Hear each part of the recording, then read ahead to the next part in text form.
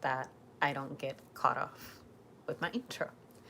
So, what's up, guys? I am happy to be back streaming. I didn't think I would tonight, but I think it's a good night, and I have picked a topic that I felt I was prepared for, finally, which it's been marinating in my brain for a few months now.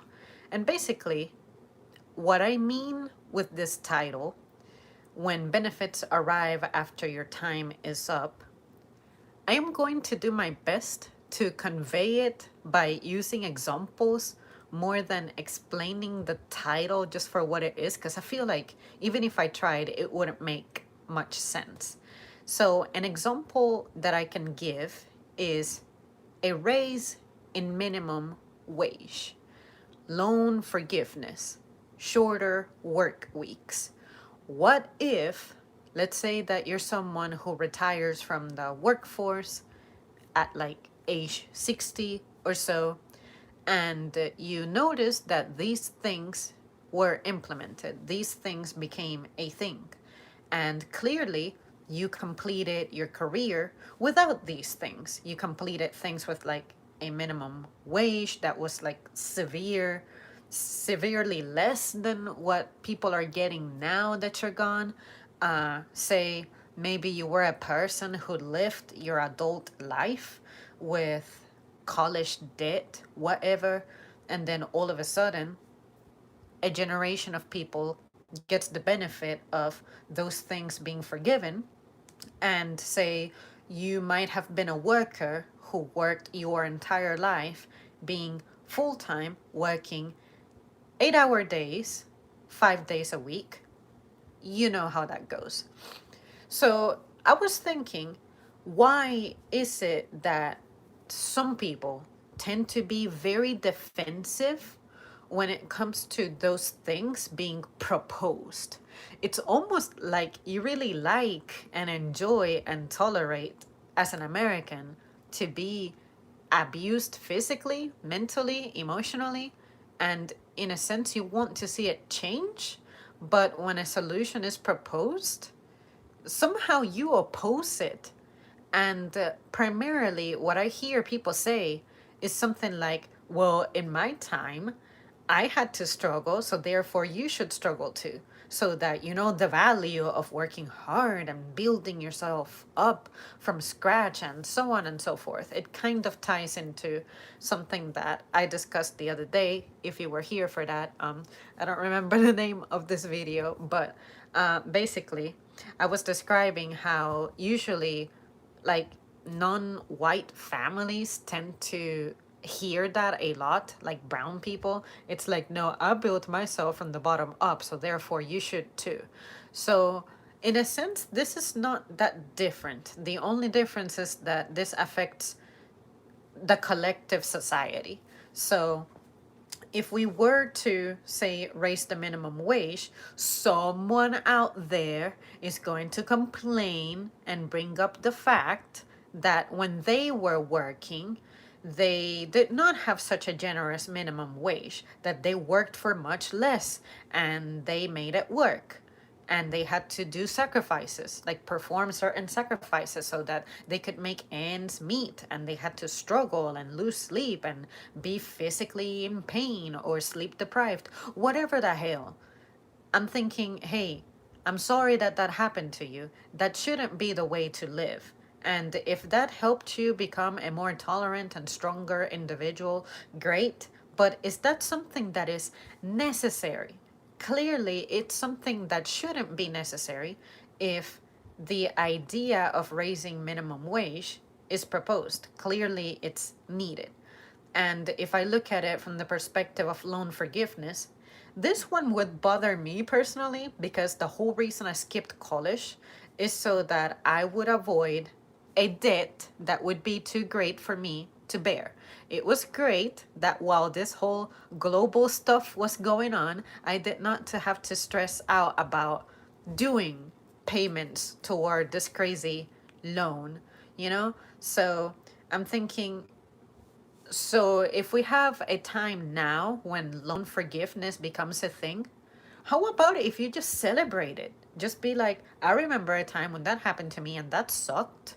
Or say in my case, I could be like, well, damn, had I known that this would be a thing, I would have completely indulged in a college education, knowing that down the line it was going to be forgiven. And some countries actually have something like that, where your debt is forgiven after 30 years or something like that, if you haven't paid it off.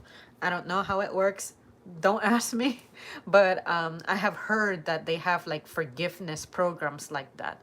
So yeah, I just want to know, at what point will people be okay and not resentful that the next generation, I guess, is inheriting fewer concerns, fewer challenges that actually like affect their lives in a very negative way, and the consequence could be generational.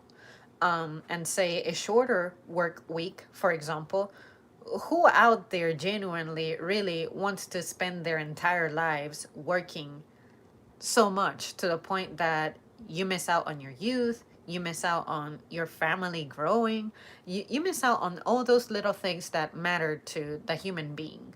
So, at what point can we begin to implement solutions that people are actually happy with, and they focus on the benefit and celebrate it, as opposed to getting upset that they reached a point where, whether it be age or their career ending or whatever it is, they didn't get to benefit from this. So that is the thing that I'm thinking about quite deeply. I'm really not sure how to respond to this because it's not the way that I think. The way that I think, and maybe it's easy for me since I'm like relatively young, that the sooner we implement these things, the better it is for society collectively. But there are some people who their defenses are up, and I'm thinking, if only you would defend other ideas as strongly as you oppose some things that have like the betterment of society in mind, then maybe we all would be living better lives. I'm not sure. So I wanted to present those points and bring them over here to the channel and see what some of you guys have to say, because some of you, I am going to predict, are either going to completely see it the way I see it, completely agree, or you might be that person who I'm looking for, who's like, no, that's wrong, you should struggle like I did. So if that's your mentality, I just wish to hear it and know why that is, and maybe shit, you could convince me that I'm looking at this a little bit from a more romantic, I guess, fairy tale way. And I'm not afraid of being told that that's the way I'm seeing this, but I just find it bizarre that this will benefit like the generations that come after you. So in a sense, look at it as your legacy. But anyway, hopefully you guys see what I'm talking about. Let's see. Hey Philip. Hi Zamri. What? I guess you mean I don't think. I don't think the next generation has some advantages that I didn't have. My problem is their ingratitude and their lack of acknowledgement that they have those benefits. When it comes to ingratitude, I absolutely know what you mean, because I have been witnessing so many ungrateful people, and I should make a video about that, but I never imagined how much something as simple as not having gratitude would bother me nowadays. And I think it's because some people may live a life of expectation, like I expect to be taken care of, I expect to be served, I expect to have solutions at my disposal without having to work for them, something like that. So there's some stuff that we really have become spoiled with, and it really upsets me that we take so many things for granted. And in addition, you're being ungrateful about the things that you do get. Like, seriously, I don't want to like ramble too much. I should really create a new video out of that, because otherwise I might just keep going. But But I know what you mean on the note of ingratitude. It sucks. It really sucks. Let's see. My problem is their ingratitude and lack of acknowledgement that they have those benefits. And exactly. So now that you mentioned that, that's a very good point. I didn't think about that. Let's say that these things that I mentioned do come to fruition, like raising minimum wage, loan forgiveness, and the shorter work with. At that point, it would definitely be a humbling experience for me, because I would be like, well, shoot, I remember a time when it used to suck. I remember a time when I was miserable and depressed because this wasn't the way of things. So at least let me acknowledge what previous generations did, like say my ancestors did, so that I could have a better life. Absolutely. There is just no way that I could go living a life in which, let's say that this happens and I'm like young enough to be, what is it, enjoy it. Let's say that I'm in like my late 30s, 40s and stuff. It's like, okay, cool, awesome. It's nice to see that toward the second half of my journey, or maybe toward the end of my journey. Let's say that we all somehow get to uh, retire at 60 or 65, and most of us start working at like 20. So that's like a third of the way, two-thirds of the way. If I can enjoy like a third of the way a little easier, especially when I'm older and I'm in pain and my energy level is not the same, so on and so forth, it's like, shit, yeah, I'm taking it. Thank you. I acknowledge that I have this privilege. Whereas I saw my parents suffer, I saw my grandparents suffer, like, awesome. That's something that I can go to my grave. I can go to my grave knowing that other people aren't going to suffer like that. So, on absolutely stuff like this, when it happens in this way, I really find it to be a humbling experience.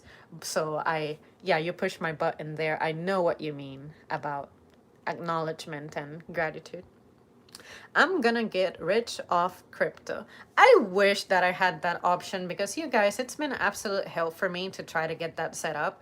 I tried using a couple of exchanges, and some of them would not even withdraw my money. Some of them would tell me that they couldn't verify my identity, even though I went to through the entire process and I got something started, but then they would cancel my stuff and tell me, no longer is your identity a problem, but now the problem is that you have a chargeback. So I looked at it as, clearly this is the work of the devil, even though it's something that could, what is it, benefit me in the future and definitely bring me the financial stability that I absolutely yearn. It's like, how about if I don't mess with something that I don't understand? The only reason I wanted to start investing in it is because it's the hype. It's become a cult online.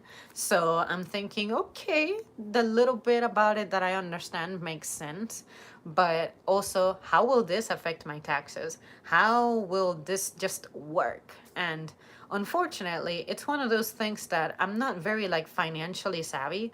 I don't even know how the regular traditional stock market works. So this new thing is an absolutely intimidating thing. And even though I would watch videos and read and talk to people who are involved in it, I was the same. So I feel like I have a legit learning disability on that topic. So I looked at it as, look, this isn't for everybody.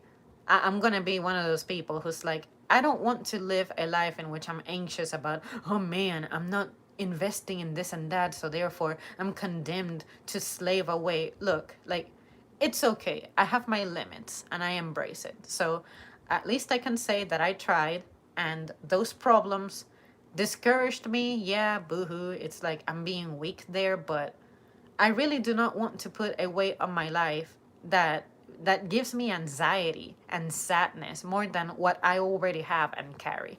So if it's meant for me, I'll find a way. I'll find the energy to be involved in it. But for real, like, I am not going to let that mess with me. Like, the days of that happening to me, like, or I would be tormented about the things that I'm doing or not doing, them days are over. So even if I'm in this terrible situation forever, hey, It's what I chose, so I'll write it out like I always do. Teach people or put up with them, some stoic philosopher, not exact words. I think that a little struggle and sacrifice do create character. That is absolutely true. And I agree with that. I think that that is absolutely necessary because if you make it easy for people, people won't develop things like perseverance and tolerance and all those character traits.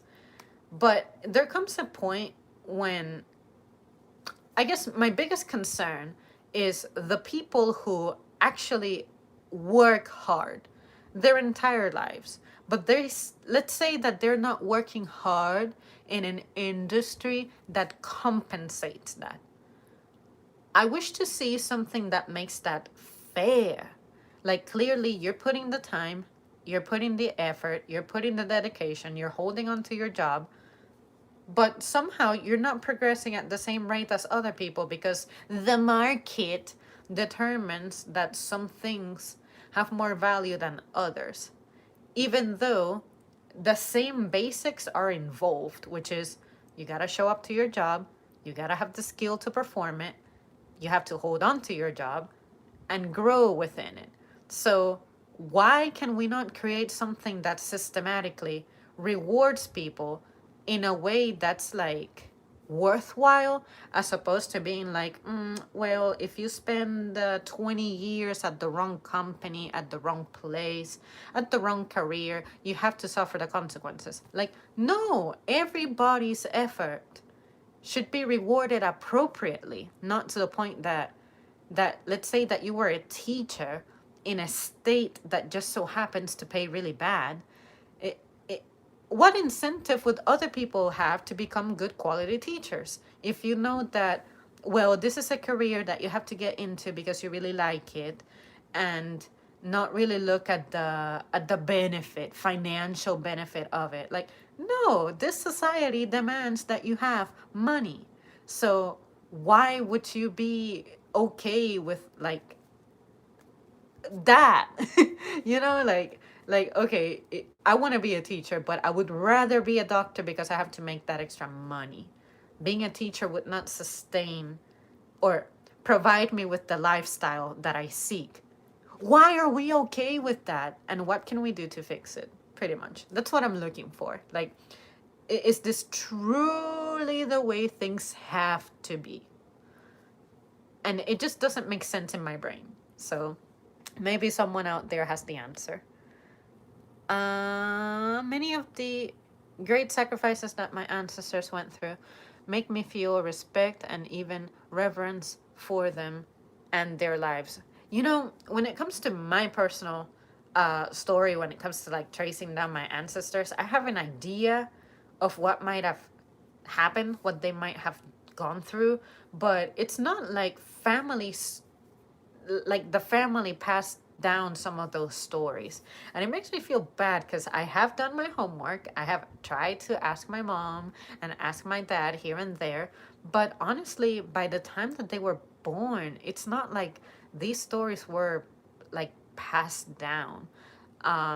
So in a sense, I know that some of them were like landowners and stuff, but it's not like they were people who own lands and they just like kept all of the profits and benefits for themselves. It was more of, it was a small community, everybody knew each other. Sure, I am the person who owns the land, but I have a heart and I share and I buy shoes for kids who don't have any shoes, so on and so forth. So being a descendant of a family that was like that, it's like, oh yeah, definitely, I'm proud of that. But I'm just sad that it's only my more immediate family, like let's say up to my great grandparents, that I can trace stories about.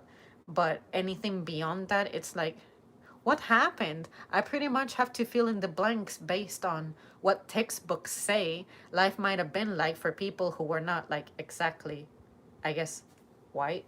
So so yeah, like what happens then? So that's why I really don't tend to dwell much on the question of where are you from or where's your family from, because I literally don't have anything to tell you except me and my parents. So so yeah, so it's one of those things that makes me like kind of sad, but at least I did my part, which was I asked. But if I cannot get the answers from my only sources, then I'm not going to torment myself over that. That's pretty much how I look at it. And I'm sure that we all have something to be very proud about, in the same manner that we have stuff that, like family histories, that we may not be so proud about. What about that? So yeah, I'm kind of careful about keeping it fair, you know? It just gives you free coins that will be on the market late 2021, early 22. Just wanted to tune in and share my thoughts. Peace. Goodbye. No solution should do more harm than good. Most of these solutions tend to provide short term relief for long term problems. Well, yeah, so how can we begin to turn solutions into long term solutions if we're not even given the short term solutions an opportunity, a try? We all had to start from somewhere. So let's say that you do something like loan forgiveness. Do the best to use that big brain of yours to anticipate as best as possible what disaster, what challenge may result out of this. And then from there, be like, okay, this is clearly a learning opportunity. Loan forgiveness was not a very good idea, and this is why. So maybe as opposed to a full ride loan forgiveness, let's say try something like half of forgiveness. Like let's say that you have a $100,000 loan, slash it into 50,000 for a group of people. See how that works. Maybe that's more manageable than a full loan forgiveness. Just to give an example, that's not absolutely what I'm suggesting. Like there is no number to stamp. It could be a $1,000 loan, slash it into $500. Why not? So so that's what I'm saying. We already are living in a situation where this is not working for some people. And it seems outright evil that some people have to suffer in the way that they do in present times in a nation that's supposed to be so rich and powerful, right? So if we are not given a chance to the short term solutions, that some of them may work long term, but if we don't try them out, we're just going by the opinion of, say, people who really put effort into finding reasons to be like, this is not going to work and this is why, as opposed to being more of, well, even though I'm a realist and I have my concerns about this not working, let's give it a try because it's not something that has been done yet. So how can we opine so favorably or unfavorably about something that hasn't even been given an opportunity? So I guess the best way to sum up my position is I want to see action, but action that is actually executed based on like solutions that have been implemented, and not people who are actually fighting for something to not happen because of what they think may happen instead. Like, let's say those are little stimulus checks that the government paid out. You know, it's like, that is my fucking money. Like, it's my own money coming back to me during a time that's disastrous. Did that money make me take like shoot, $3,200. I'm not sure how many weeks I could afford to take off on that. Maybe two. If I go by what I used to make when I was new at my job, which was around $550, $600. So let's say that that's about a month of time off. Did that make me do that? No, absolutely not.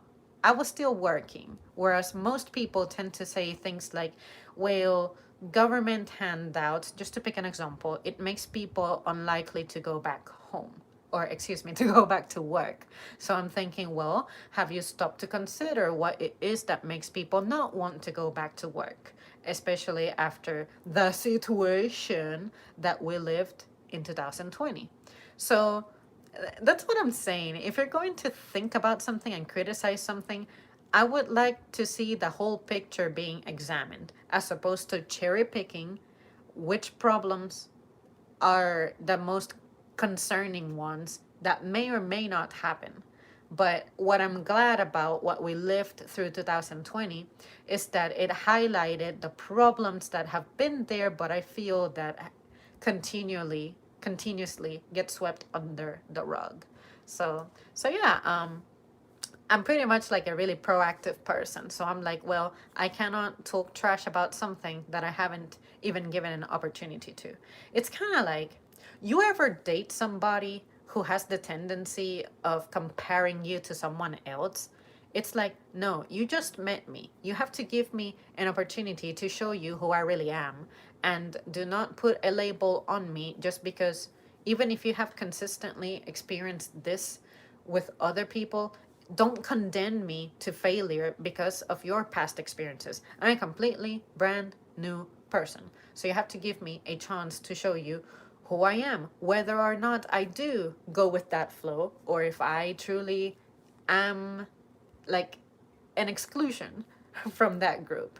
Because imagine if I decided to judge every single guy by, say, my daddy issues, or if every guy decided to judge every single girl based on their first like relationship or first failed marriage, stuff like that. So this stuff is kind of not different. Like, sure, just because in the past you tried a certain political move or economic move and it didn't work, well, none of these future ones have the potential to work. You haven't even tried. So take some damn risks. So what if the deficit keeps growing? Is it even meant to be paid off? Don't let that hinder you. We have to start from somewhere. So that's kind of the point of this whole stream. Like, where can you start to implement things that will have a massive impact, whether short term or long term, but at least something that is palpable is getting done. Like, say, I am seeing that my taxes are being cut, so therefore I have a little bit more money in my pocket. Or let's say more taxes are taken from me, but not only is my immediate finances suffering, but also I really don't see any benefit. Like, my roads still have the same number of holes and getting worse and bigger. Or say, you know what? Yeah, take that extra dollar from my paycheck because I actually do see that my roads are being worked on a little faster. But that is the problem. Stuff that I am not deciding on, allocating my money toward, is being taken. I don't have a say on it. And I don't see the benefit in my community. So that's why I'm aggressive when it comes to those things. It's like, what are you doing? I want to see exactly what my dollars are doing. So I understand the people who get really hyper about that stuff, and some people may get really heated up about the idea of some of their, say, like their taxes increasing or decreasing, so on and so forth. But I'm thinking, for real, put that same energy that you put into being negative into actually giving ideas a chance. And some things we can afford to do, some things we cannot afford to do, but at least have a compelling reason to say that we cannot do something. In the most powerful, richest nation in the world. So, so yeah, like I'm just that's pretty much it. Just don't be afraid of it being a short-term solution or a long-term solution. Just try something. I want to see action. And I feel like, say, politicians especially, they, to me, I see them as, you all get together, you all have these meetings to talk about the things that you are not going to do. That's the part that like upsets me and gets me a little bit riled up. And the Jean Price says, hi, it's so good to see you. I know you commented a little while ago, but like, you know me, I had a stream of thoughts. Well, yeah, you guys, that's pretty much it from me. I really cannot think of anything else substantial to add to this topic. I think I made my point or not. But that's the whole point, for you guys to give me your point to help me have a point. Because when I started addressing this topic, I really did not know how to go about it. So I said, well, the best way I can think about illustrating the point is I want to understand the emotion that some people have about, like, that resentfulness about, well, this is the way that my life was, I didn't enjoy that, I didn't have those benefits, so it's not fair. So I'm thinking, well, sorry, I mean, what about the people who died so many generations ago, who never got to drive, who never got to fly on a plane? Say you were born on some island in the Pacific and you never got to see the Atlantic. Why are we not fighting for them, even though they're gone? That's almost the way I look at it. It's like, did that keep us from doing things? No. So, yeah, I don't know. I don't know at this point. I'm no socialist because it never works, but the government never respects the people or their money. The biggest question I have about the government is, why do you all have to be six-figure people? What do you do? And on top of that, I would imagine that things like their security, their dinners, their like living quarters, if they stay at, say, the White House, their transportation, especially the aerial transportation, isn't that shit paid for us? So not only are you pretty much living off free services, I guess, that the rest of us have to get up and work for, but on top of that, you have a motherfucking six-figure salary. How is that justified? What do you do? Like, okay, I get it. Some of you are lawyers. You have to be able to interpret laws, make laws and stuff. But the problem is that some of the shit you be coming up with is not even beneficial for society as a whole. So what are you doing? Like, how is that justified, pretty much? Um, Especially if the market is like so fair and it determines the value of things. Are we really having an impact on these people's salaries and stuff? And okay, if that didn't make sense, this is a better way to put it. We have six-figure people or millionaires arguing about how much non six-figure people should make. What? What? How is that okay? That's what I want to know. So many of the elite call normies useless eaters. With the advance of automation and AI, the controllers won't need wage slaves or soldiers, just occasional organ transplants. Enter the Great Reset. That type of stuff sounds absolutely terrifying, but definitely, definitely. And now you just triggered another thought of mine. Let's say that these people use security, who, those people, like security people, they make somewhat like small salaries as well. Let's say that it's only like a five-figure salary. You have really rich and powerful people calling on poor people to protect them.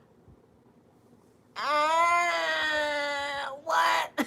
Because I'm pretty sure that security guards don't make like that amount of money. Like, say, the money that the people who employ them make. So like, you have rich people calling on the police. Let's say something like that, calling on whatever police it is that comes to their aid, and these people are not making as much as they are. Like, don't call on poor people to protect your rich ass. Call on another rich and powerful person to protect your ass. Like, let's say one of these people got training on personal self, well, on self-defense. Call on them to like defend your ass, but not the poor person security guard, or like whatever it's called, uh bodyguards that these people hire, you know? But anyway, it's just a thought. I'm not super critical about that. They will take money to wage wars and build weapons and enrich themselves. Exactly. So you're trying to convince me to vote for you, which me voting for you is giving you the job, giving my power away, and you're promising things that you're just not going to do because those things that you mentioned, those sound to me like international, foreign problems. What about the problems that we have domestically? What is being done about that? Like, how is that being addressed proactively? I don't want to hear like talks about, again, talking about the things that you're not going to do. That's the part. Let's see. WFS Klaus Schwab says we will own nothing and be happy. We also have no privacy. Oh my God! Don't even get me started on how much surveillance there is going on. I remember being a child and going down the highway and not seeing so many fucking cameras. Everything everywhere has a camera, and now they're coming out with cameras that you can't even see, or it's not very obvious for you to see. And also things with microphones. It's like anything, anywhere, at any time can have a camera or can have a microphone. No. Just really so obsessed with being all up in people's business. Like, what? You got problems. All politicians' salaries, benefits, travel, etc., are paid for by us. Exactly. So here we are, these fucking people who get paid, who get everything paid for them by us. They're supposed to represent us and work for us, but they execute laws and things and stuff that doesn't come back to us, that doesn't benefit us. And how long did it take for them to finally agree on how much to give out on stimulus checks? That shit took forever in some instances, to the point that they had to like reassemble or something so many times. And I'm thinking, y'all are fighting about giving us back our own money that you make many times over.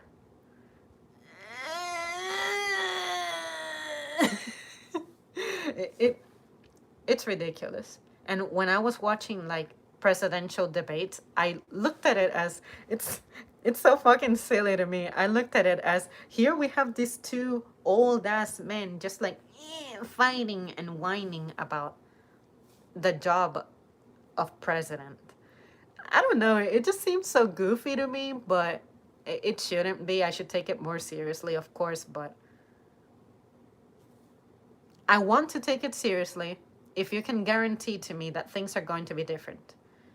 Under Obama, things were not different. Under Trump, things were not different. Under Biden, things are not different. Under Bush, things were not that different either. So, what? Am I just out of touch with society or what?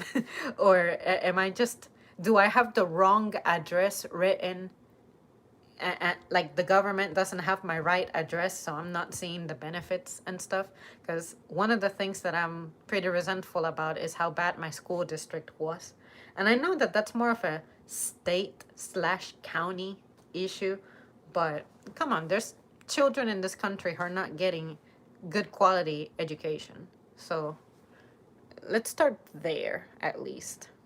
Multimillionaires telling us they need us to pay for their pensions. They do nothing but tell us they are important and necessary. Now that you mentioned that, one of the things that stands out to me about the current presidency is that I don't hear a whole lot about Joe Biden quite as much as I used to hear about Trump.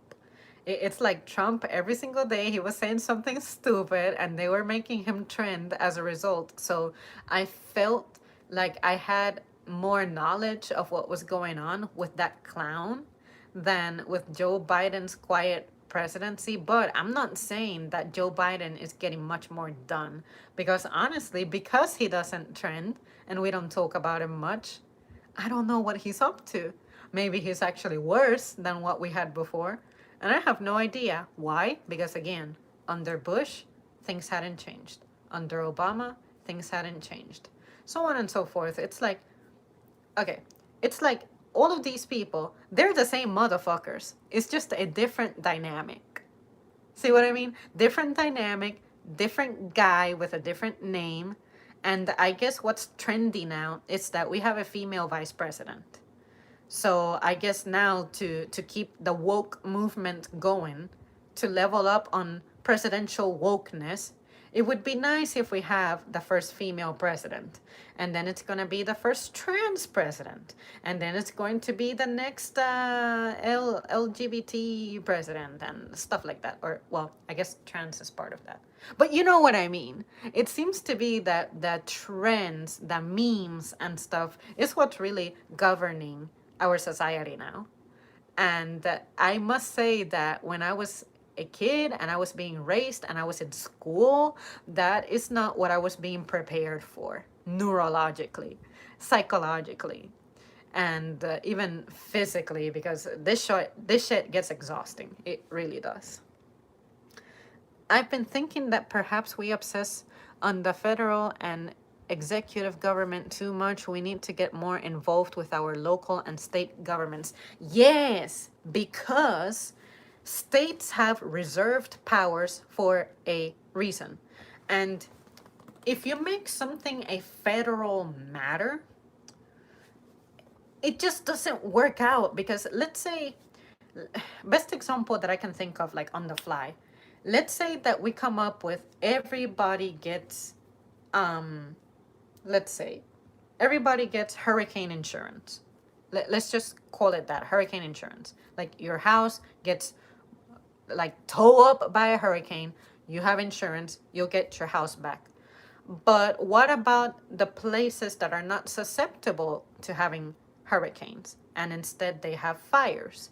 People lose their homes over fires more than hurricanes in this instance. Let's talk about like places like California, so on and so forth.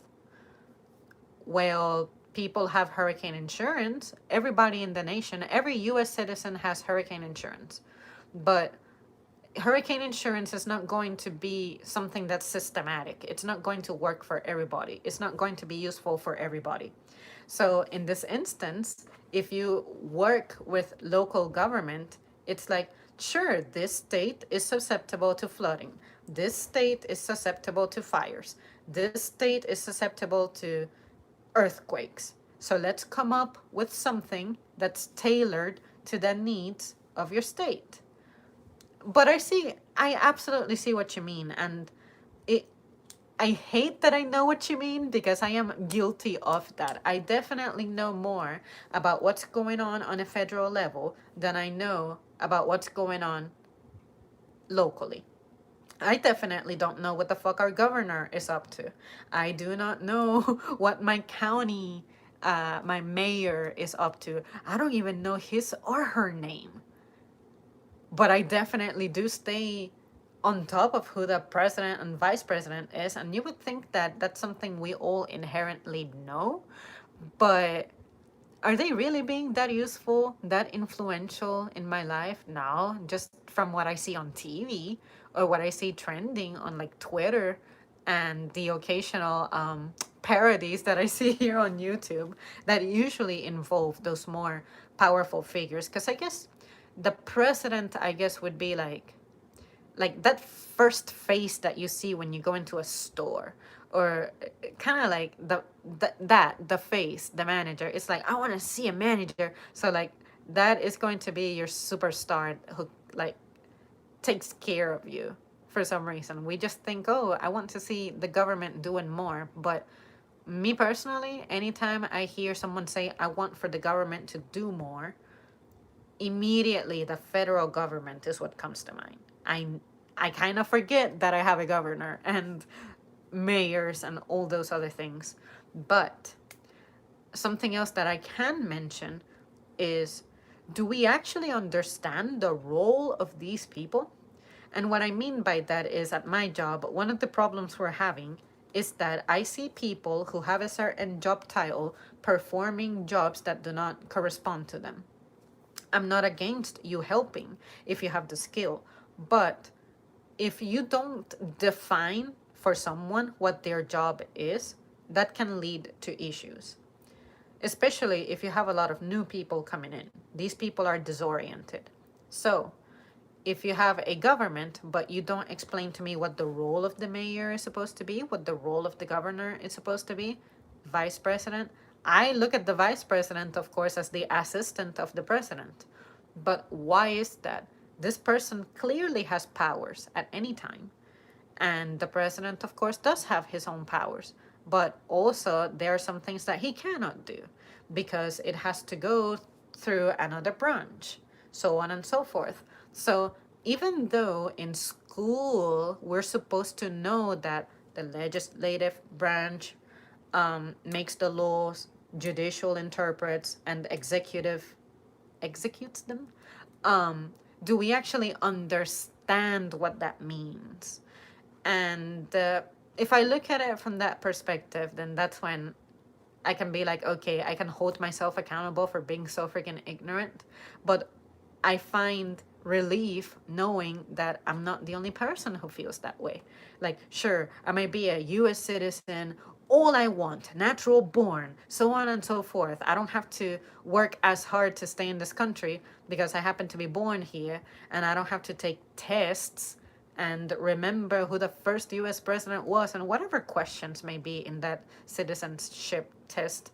But is that really teaching people to be like to live knowing what's going on in this society? So how are natural born people supposed to know as well if we are not studying that, especially when we're older? And most of us may not even remember some of the things that we learned in our math class. So I guess civics, even though it's like our duty and responsibility to like do things like pay taxes and stuff, when I hear the word pay taxes, I only think about the stuff that comes out of my wage. But I know that there's many, many, many other things going on, like say property taxes and all that that encompasses. How do we have so much time, or how can we possibly make enough time for all of us to become specialized in all of those topics that affect us?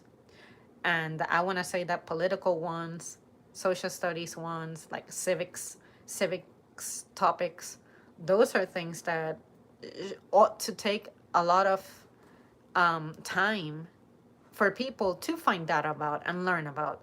But why would we need to deprive ourselves of living our lives learning about other things that we may be excited about?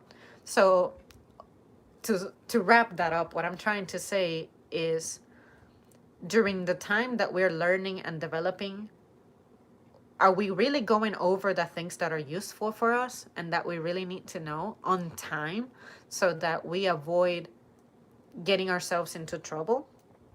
And or I guess another way I could think of it is, could it be that the way that we are set up, let's talk about the government, the way that government is set up is so fucking convoluted that not even they themselves, the people who hold these positions, don't know what they're talking about.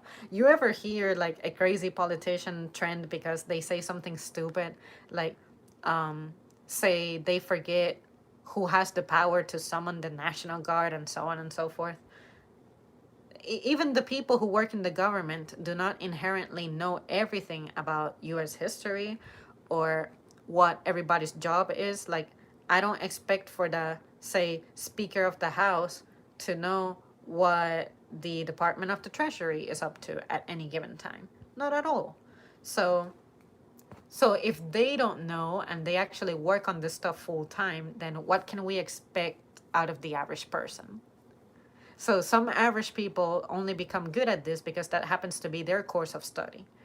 But not everybody is going to pursue that. I don't expect for someone, say, someone who's a geologist to be absolutely educated on everything going on in politics, even though politics do affect science.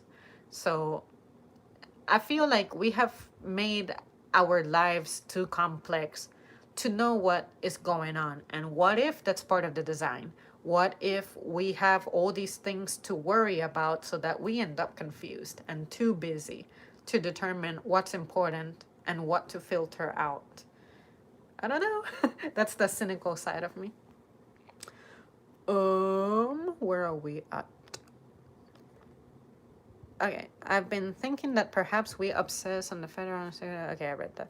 The more we do on the state and local level, the more power we take from the central government, and that is good. I agree, because it's kind of like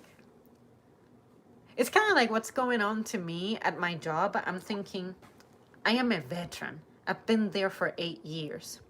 I know what happens around here, and you, the new people, need me more than I need you. And what I mean by that is, I guess I would be a local person. Let's say that we hire someone who comes from another state, another weather, another training, another culture. Let's say if you come from like, I'm in the East Coast, so if you're coming from like the Midwest, you have no earthly idea what's going on this side of the country, and vice versa. I wouldn't know what's going on over there. I don't have to know. But you are now stepping into my territory. You better listen to what I have to say. Because I've been here, I've been through things that you ain't been through. So if I look at it that way, it's like the local government would know what needs to anticipate that the community is going to have. I'm not opposed to having like a central government for the sake of, in a sense, us having a way to like go back to, let's say that you lose your path a little bit. It's like the central government is there to like kind of be our manager. It's like, hey, we could use a piece of advice on something. What do you suggest? Oh, try this and that.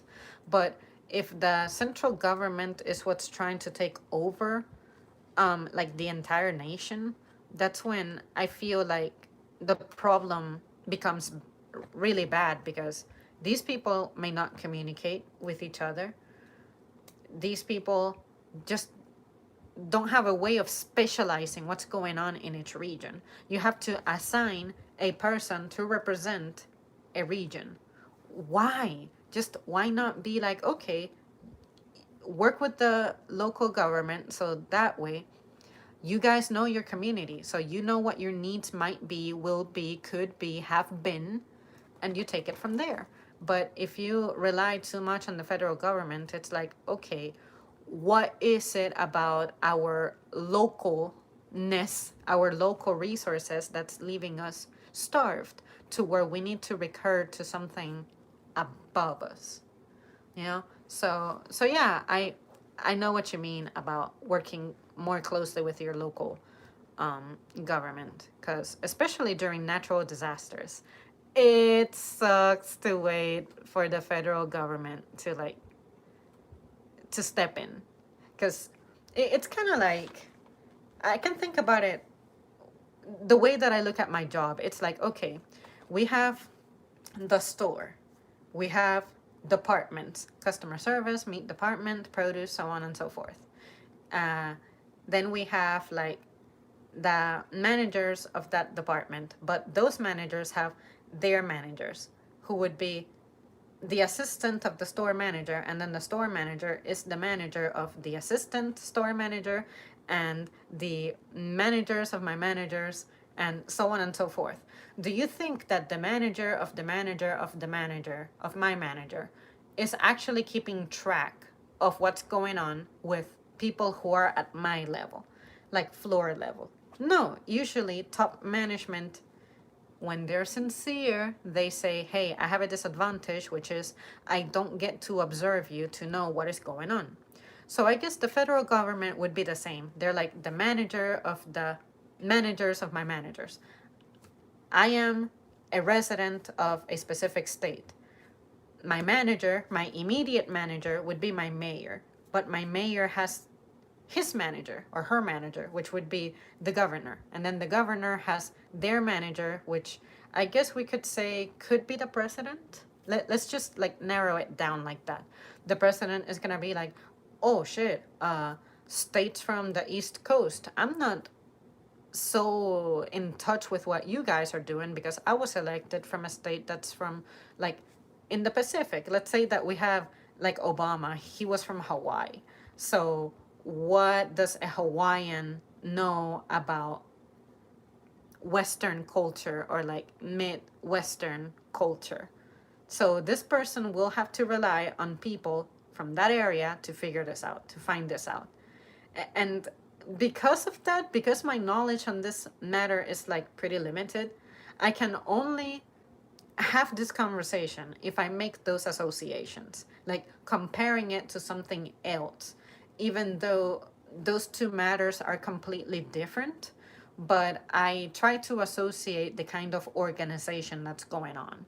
So if I were to go straight into talking about, say, the mayor of a town, it's like, shit, I don't know. But I know a little bit about what the president does. But you know what else the president has to concern himself with? What's happening internationally. Why? So you have to know about what's happening locally, meaning the country, but within the country, there are some sub places that you should be worried about, but you have your assistants, I guess your governors, reporting back to you, but also you have international matters. I don't know about you, but that sounds like too much for one person to bear. So that's why we have so many subdivisions and subdivisions and subdivisions. But even on local governments, even though they have their subdivisions going on, it's still going to work more efficiently because this government is actually here and they stay here. Whereas the president, for example, the most he can do is when something catastrophic happens, it's like, okay, let me go visit Florida because something terrible happens. But after that, it's like, okay, peace. I'm out of Florida to go back to maybe Washington, D.C., and something else, or New York. But there's more to the United States than New York, Florida, Washington, D.C., Texas, and California. And I feel like that's something that a lot of people may think about initially when you hear, like, say, America. I would imagine that foreigners immediately think about places like that, like New York or something. And it doesn't help that our movies influence people a lot. So what is the president really thinking about when he's running the country? What is his job description really like? You know, when you apply for a job, let's say that it's internal. You apply for a job. There's a job posting. What the fuck does that real presidential job posting look like? Maybe it has stuff in there that the public doesn't know about. You know? So that's the best way I can associate it. Um, the 9 scariest words ever uttered. I'm from the government and I'm here to help. Yep. Yep. That used to be one of the quotes that I would write on my notebooks. And it was definitely one of the quotes that I had in my bio on Facebook back when I used to have a Facebook that I was active on. Yep. That's one of my favorite quotes ever. The Astro Buddhist, someone I've never seen before, says, I want you, Zamri. I would want me too. The local government has the most power. That's true. I feel like the people, though, like the average person, doesn't think so. And we never really discuss local elections. That's not really encouraged. But definitely the presidential election every 4 years, that is definitely encouraged. And I feel bad, super bad, every time I see like posters about local offices, and I have never heard these people's names. I've never seen them before. I don't know what they do. The agencies that they represent, or whatever you call those, what do they even mean? I'm trying to think of an example, but because it's not like election season anymore, I'm not able to think about it. But because of those little posters that I see, I have learned about things that I didn't know existed. Like, let's say that we have the person who monitors the environment. It's like, wait, we actually have a, I guess, like a person who holds a government office to execute on this matter? What? Or say for people with disabilities, it's like, wait, we have a division for this? Kind of like the DMV. If someone said, I want to be the head of the DMV, it's like, I know what the DMV is because it's relevant to me. I'm a driver, but occasionally something comes up that I am absolutely flabbergasted that this position existed, and I only know it because of these posters, but I have no idea how much they affect me.